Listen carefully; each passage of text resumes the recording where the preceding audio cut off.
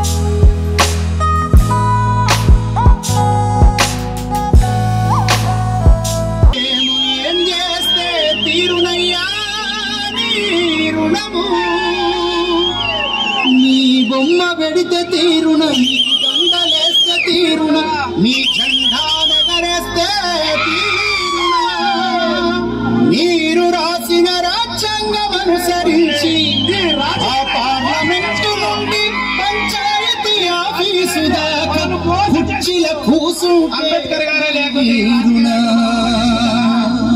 ప్రధానమంత్రికి ఒక బాబా అంబేద్కర్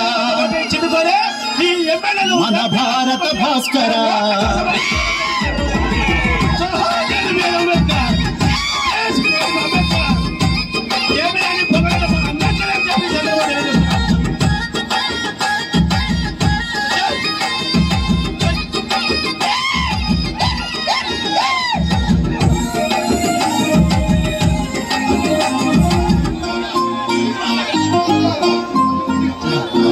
బాబా అంబేద్కర్ మన భారత భాస్కర మీరే లేకుంటే మేమేమైపోతుంటిమో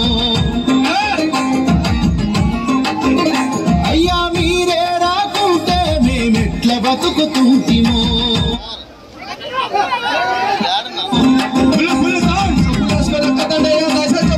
బాబా అంబేద్కర్ మన భారత భాస్కర మీరే లేకుంటే మేమేమైపోతుంటిమో మీరే రాకుంటే మేమెట్ల బతుకుతుంటిమో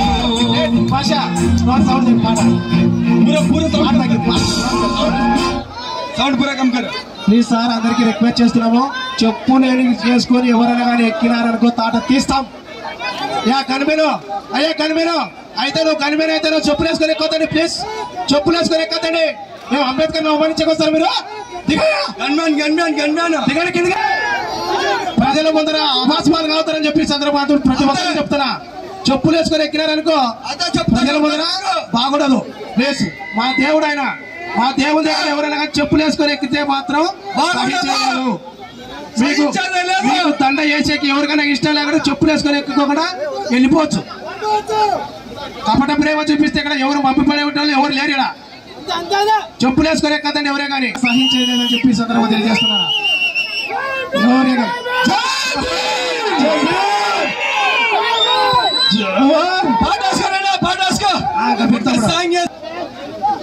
పెట్టుకున్నారా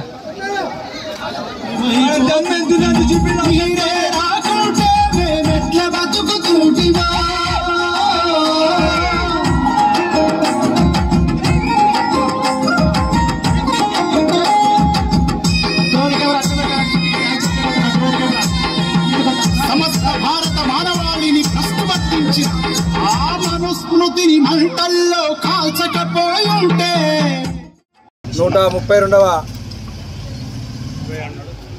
132వ అంబేద్కర్ గారి జయంతిని పురస్కరించుకొని ఈరోజు ఘనంగా అంబేద్కర్ జయంతి ఉత్సవాలు జరుపుకోవడం జరిగింది.